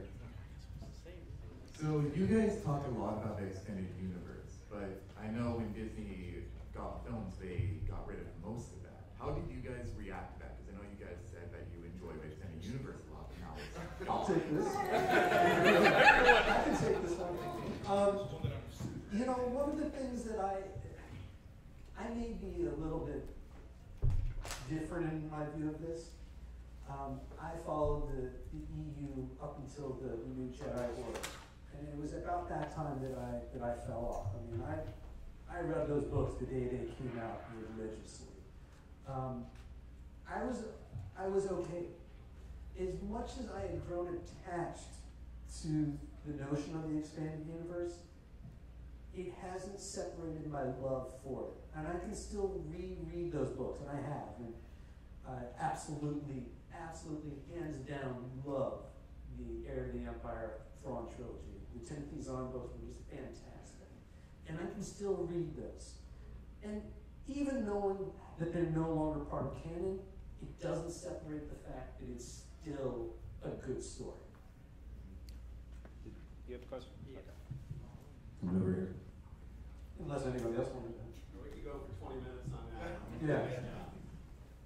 Oh, you guys ready? Yeah. Oh, okay. Well, I'll preface it with I was gonna go with questions from either Battlefront coming up to like past like video games and movies and whatnot, but I actually want to know what you guys think about the Luke theory of him being evil for the Last Jedi, or will he be a Grey Jedi? Because I have like a bunch of theories in my head. Because the Jedi's have to be ended, so will there be a balance, or will he go evil? I think the cool thing to just even notate is that you can come up with whatever theory you want to. You know what I mean? Like, it's cool that it can actually kind of go whichever way, and you can kind of validate whichever side of it. You know what I mean? Like, you could very much argue that it could go whichever avenue it goes. So I think that's pretty cool in and of itself. But that. Yeah, there's. It echoes the same kind of feeling that we had at the end of Empire Strikes Back, where there were all these questions, and the fans were speculating on those questions up until, Return of the Jedi. Oh, Vader was lying. He's not really Luke's father. He just wanted to say that so he could get him to come to the dark side. Oh, there is who's the other? That kind. One of the things that I enjoy about that, and my guess, and it's a guess, I like the whole Grey Jedi theory. I like the whole Grey Jedi, and the fact that that's been introduced into the lexicon and is now making its rounds. I'm like, okay, I can see this. But yeah, that's my thought. I think we can speculate and guess all that we want, but I remember from all the speculation and guessing amongst myself, my friends, leading up to Force Awakens, we were all wrong. It was a lot of it, and all of it was wasted time. So my thought on this is Rian Johnson is a spectacular storyteller, and he knows how to throw in fun twists and turns that you're never going to see coming. So I think whatever's going to happen to Luke, we're not going to be able to guess it ahead of time. Jenna? Oh. Better not die, that's all I've got to say. So I'm perfectly willing to be wrong about my prediction, but this first one I'm not wrong about. Not a snowball's chance that he goes to the dark side. No evil Luke. He was in an interview and actually said that there's no way he was going to return for the Star Wars series unless they did the evil Luke storyline back in, I want to say, Hey, honey, when you already got money, they always do. Yeah. They just Money have changes zeros at everything. the end of it. That's why I was playing with it. That's a cool question. I stand by my prediction. Come see me when I'm wrong. I actually hadn't heard the gray Jedi thing, but my take on that is that when he says the Jedi must end, what he means is that the Jedi, as having been conceived as the light knighthood with their countervailing dark knighthood, that inherent competition has to stop, and we have to conceive of our connection to the Force in a deeper and richer and less good guy versus bad guy way. And were you aware that Luke has already been to the dark side? Yes, also that his teachings do include accepting like all sides of the Force, because he does want to like allow that passion is a part of life that we need to embrace it. That's the whole Grey Jedi. Yeah. Well, which is from the extended universe. He actually spends a couple of books actually more than dallying with the dark side. Not that he becomes evil, but. But the same way that Mace Windu. Can I go back to the extended universe? Okay. Oh, we got another question here. Okay. So you know the phrase, every time a Jedi will come up, be like, may the Force be with you and also with you? You know that comes from the illusion of Lutherans. And George Lucas is a Lutheran, and I would know this because it was pointed out to me when I was they'll be like, oh, you know when we go to church, you know that phrase? May God be with you, also with you? Oh, George Lucas is Lutheran. So I'm wondering, how do you think that applies to the whole Star Wars I story? think that's a fairly common thread, to be honest with you, in a lot of just organizations and communities and religions and stuff in general, is that there's usually like an opening phrase of kind of saying like, hey, I'm on your side, and you're like, hey, I'm on your side too, okay, cool, we can talk now, you know? So I feel like that's just kind of one of those things where it's like, you kind of have to identify yourself, but you're not exactly going to wear a sign. You know what I mean? So it's like, how do you go about it? And since that was, since that's his background, he very much had that to pull from. So I'm sure that played a thing. But that's a big thing across a lot of different cultures and religions and stuff. So I'm sure he stole from that, absolutely. I remember when I was a rabid Star Wars fan at 8 years old, my neighbor gave me a book called The Force of Star Wars, which I still have. And it was all Christian allegory saying that this is the most Christian movie ever made. I still have this book. Haven't read it in a long time, but yeah, I think people have said that for a long time. I love when people say Harry Potter's all witchcraft, and then they go off like there's But it is. No.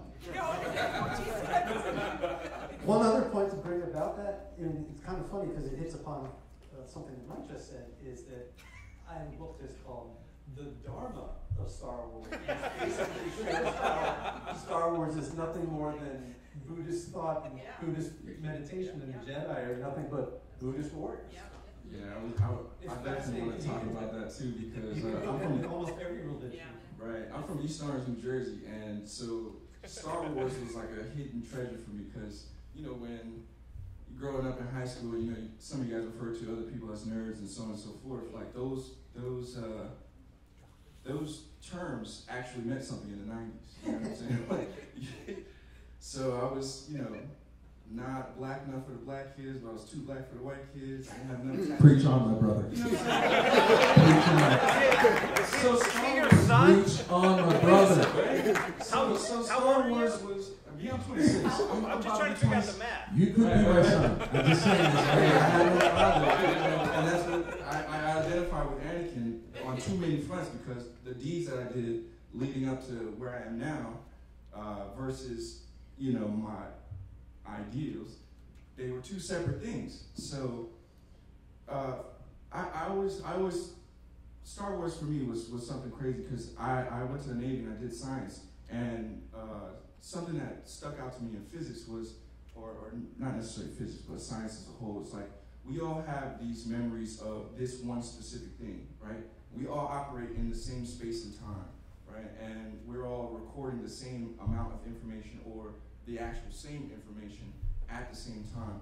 And we all wonder what connects us, and we talk about the Force, right? Okay, so when I was, you know, in religion, my mom wanted to keep me on the streets, so she made me be an usher in the Episcopal Church, and I actually got kicked out because I used to reference Star Wars. I hear ya. Right, but then it got me thinking about that too. Like, again, you know, when we talk about reincarnation and things like that, it's like, you know, this consciousness is body, this vessel, or things like that. Like, I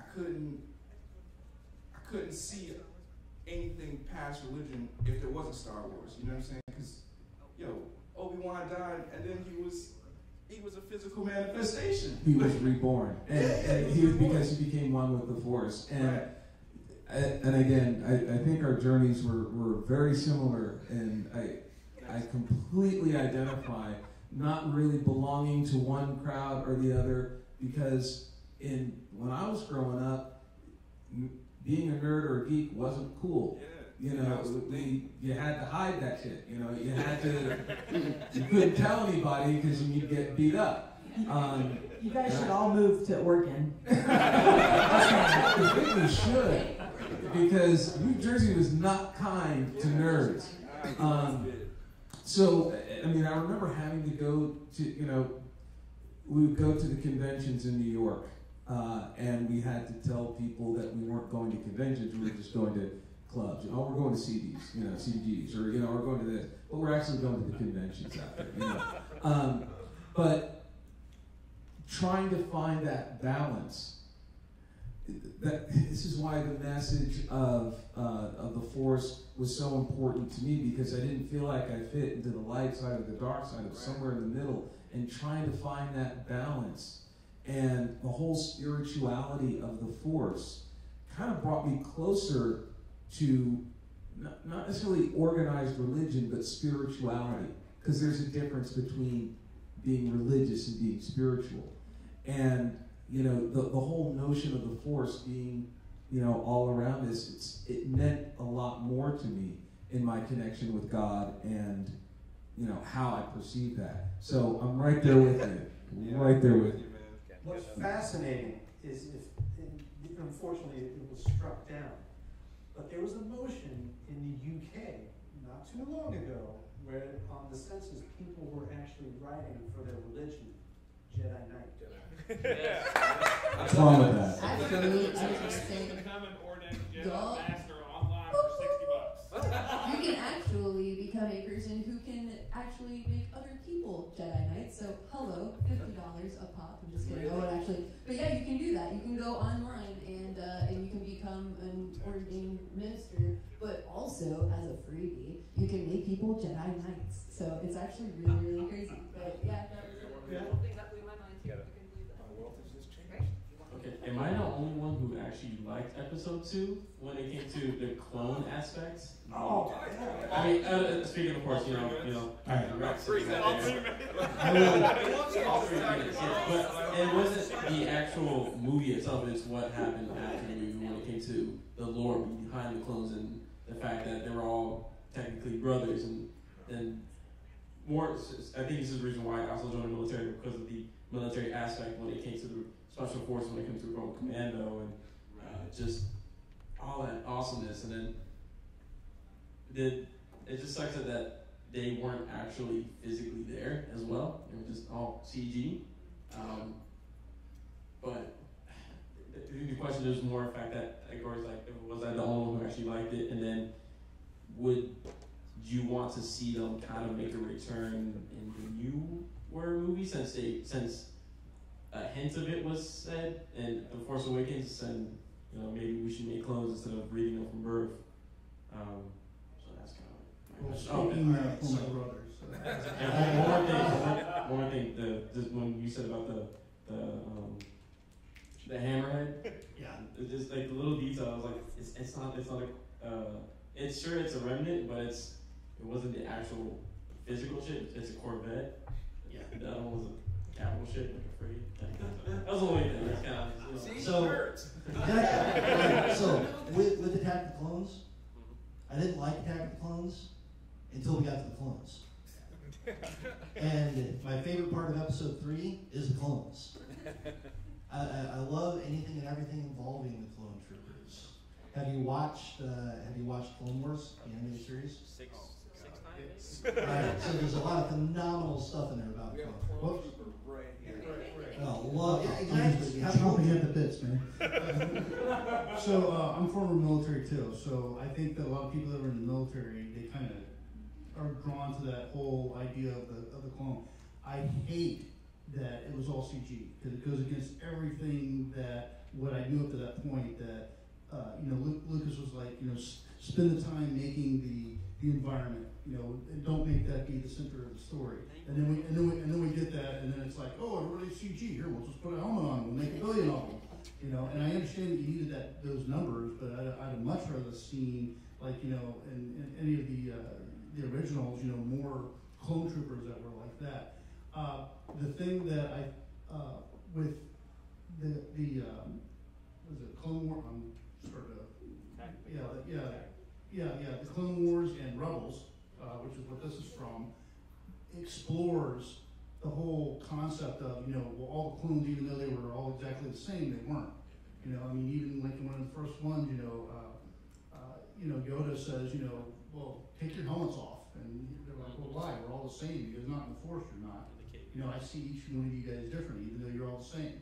And when you start going to that, that's what I love about the Clone Wars and Rebels, how they're taking that awesome story and it's giving us something else. It took me a long time to actually kind of get into the clones because the animation was just killing me. But once I got past that and started seeing the stories, I was like, well, besides like every sixth one was made for a third grader. But besides that, they went down a story arc that was like really, really cool.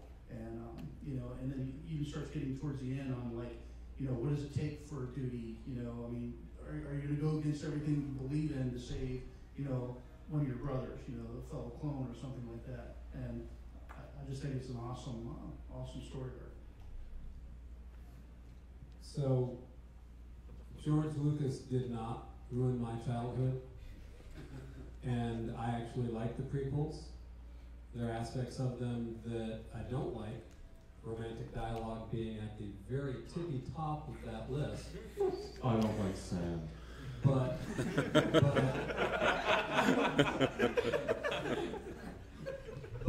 yeah, there are aspects of those movies that I like a lot, and I can still enjoy them. The question was also, the other one was, do you believe that they should bring back the clone, or some type of clone in the new movies? As I think it was Kylo Ren who said that maybe they should bring back clones instead of. I don't really have a strong opinion one way or another on that. Sorry. I think if they do that to you, it'd be rehashing something. And I think my dislike of Attack of the Clones really centers more from how it looks. Again, you can watch Empire, which came out in 1980, and you watch Attack of the Clones, and for some reason, Empire ages better than a movie that was made 15 years ago. And I think that was always the hard part to stomach for me. Even when like the Pokemon Yoda episode happens at the end of the movie, I don't know. There's just something about how the movie felt to me like he was trying to use technology and not tell a story. And the clone part is by far the most interesting thing of the movie. And Yoda It's just the Yoda fight is up there with Hayden Christensen. Sonic the Hedgehog. Sonic the Hedgehog. Yeah. But that's the thing. Like the clone, I don't know. The clone thing is the most fascinating part. Even just watching Obi-Wan kind of uncovering that, but then it just gets kind of swept away under the amazing romance and connection between Hayden Christensen and Natalie Portman. And the weird thing though is, I made fun of Hayden Christensen a lot tonight, but he did a movie in the early 2000s called Shattered Glass, where he played Steve Glass, who was that guy who wrote for the New Yorker, and everything he wrote was not real. He's amazing in that movie, and you know, as is Natalie Portman. Natalie Portman's amazing in almost everything else she's done, except for Your Highness. But I don't know. I don't know. Something, that movie just sticks out to me. Not due to the clones, but due to the... Well, you mentioned that thing about the clones, but I think that's the one remnant of Lucas's original idea that is retained in that movie. It's probably the only 1976 idea in that movie. There will be clones in it, you know. And then everything else, it's kind of like if you've ever seen Clerks, the animated series, where they're having a scene where they're putting George Lucas on trial. And they've got, you know, Randall yelling at him, and he says, "Just admit it, you wrote this over a weekend with your friends, you know, and I want my $8 back." And he gives him back $8. But, I think that's what happened to, you know, the older fans that now are, you know, remembering back. I remember the hype for these prequels and how exciting. And I'm like, great, I get to go back again there, right? And it wasn't there. It didn't feel like it. It was green screening. It was like cold. This last one, I know there's a lot of regurgitation of things, but I felt like home. It did. It was warm, and I felt like this is the movie that we should have got. And so I don't hate Lucas for telling his stories, but this is the movie that the 7-year-old that I was wanted when that, you know, those prequels came out. I mean, I still get chills thinking about some of the things. Is it corny? Yeah, a round robot in the sand? Okay, whatever. But I'll tell you what, when BB-8 went going, my heart just kind of palpitated. That's been a question since watching R2-D2 somehow roll across Tatooine, no problem. That's, right. Droids in the sand. Anyway. You know, that's a really good point. Force Awakens and even Rogue One, and I think even Rebels, it captures the spirit of the original Star Wars movies, where the prequel trilogies just didn't. They were lacking the heart and the soul in a way. And while they told, after Episode 1, they told a somewhat interesting story when you get rid of all of the romantic cheesiness, they just weren't the same. They weren't that high adventure that drew you in and made you feel like you were home, like you were saying. Yeah. And really quick, to address your second question, I think bringing clone troopers back for the new movies would be a horrible mistake. The thing that makes the clone troopers so interesting to people is that in the prequels and in the Clone Wars and in Rebels, they're heroes. Nobody thinks, well, outside of the 501st guys, which are awesome, nobody wants to be a stormtrooper. Everybody, you know, people want to play clone troopers. They want to be clone troopers. They think of the clone troopers as heroes. They don't think of the stormtroopers as heroes. And what will happen if they bring them back in the new movies is they will become faceless killers. They won't have that same appeal that the clones had. Right. You know, the correct way to watch the saga. The correct way to watch the saga is episode 4, 5, 2, 3, 6. No, it's... No. No, you gotta start with episode 4, gotta go to episode 5, and then after episode 5, because remember, episode 5, Empire Strikes Back. Vader's like, I'm your father.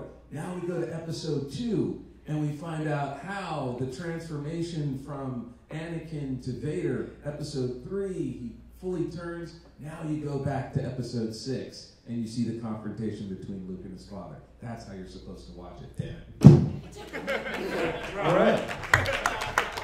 Well, on that note, I do want to, we're getting over time, but I do have one question that I promised online that I would come back to. Star Wars works best when it's just the Skywalker family, this person says. The two new films don't feel like Star Wars proper. They feel like fan films because they can't let go of the original actors. What are your opinions on that? Disagree. Yeah.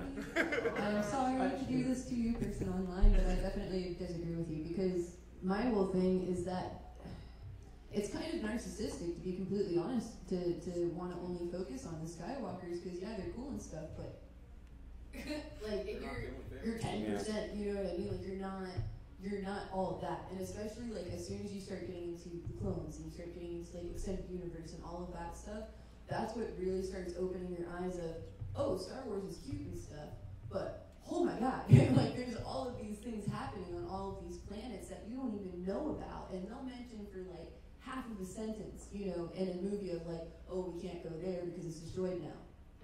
There's like 5 books on why that planet got destroyed, you know, and it's super interesting. It's not just the Skywalkers. These are me personally that I'm interested in. I'm actually more interested in what's going on in the entire universe, to be honest. But it's nice to revisit them kind of as that home feeling of like, yeah, but what's going on with the Skywalkers? You know? There is one point that I'd like to bring up that it does answer that question as well, indirectly, and that is there have been interviews with Lucas in which he described more or less his overall intention behind the entire saga arc. And there's been a lot of hearsay about whether he envisioned it as a trio of films, whether it was designed to be 2 trilogies, whether it was 3. I remember as a kid that Journal of the Wills. Remember that? Journal of the Wills. Yeah. Like 12. And one of the things that has remained in all those threads and all those discussions with him is what he felt as the story component for each of these proposed trilogies. The first one being the concept of good versus evil. The prequels he envisioned as the political motivations that actually bring those consequences to action. And the third, he always envisioned, or he has said that he envisioned, as being the moral choices that we all must make. And so to say that it's about the Skywalkers, I think is just a small component. And one of the things that I'm finding very interesting, especially about the way that Disney is handling it and the current stories, is it's seeming to follow that concept of the moral choices. So I don't think it's just about the Skywalkers. I think they're a necessary component of telling that story, but there's a much greater story that is being told. To some extent, it depends on how close you're looking at it, whether you're doing a micro or macro analysis. Because Lucas has also said the entire thing, from beginning to end, was all about the redemption of Anakin Skywalker. Yeah. Yep. So that plays back into our online family members question. Yeah. I agree with Kelsey that it's so much more than that, and I don't agree that it's most interesting when it's just about the Skywalkers. But at that level, at least, in terms of Lucas's one-sentence description of the whole thing, that was what it was all about. Yeah. I think one of the things, real quick, I'm sorry, that was taken away from me with the prequels was the fact that the Force could be something that anyone could harness.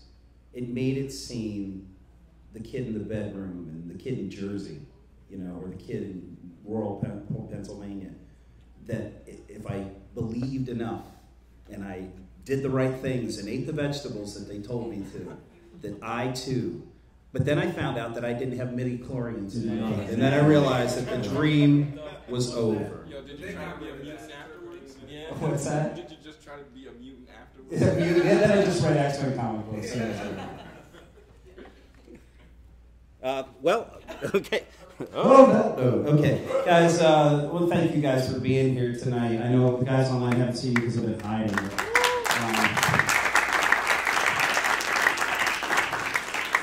Thank you for giving your time and sharing your geekiness with me. I get the biggest charge out of doing this. And thank you guys for taking time out of your busy schedules. I know you know student schedules are crazy too, and we really appreciate you being here. And So this was the third one. If I can figure out where to go after this, we'll talk about a fourth one. I've had a couple. Doctor Who is a big one. We have, we talked about get a new Doctor coming next year, and kind of the finale maybe on the whole, this era might maybe encapsulate that into our Doctor Who thing. So I know, and it's funny because some of the people that were on the panel last time, I was like, I gotta get new people, but it's like the same people. Like, please let me do this again. So I got some newbies. I did make some enemies by putting different people on here, but you know what? Hey, it's mine. So right? Pay me tribute. Anyway, thank you so much for being here. Thank you for being here, and God bless Star Wars, right? Force be with you. All right. Have a great night.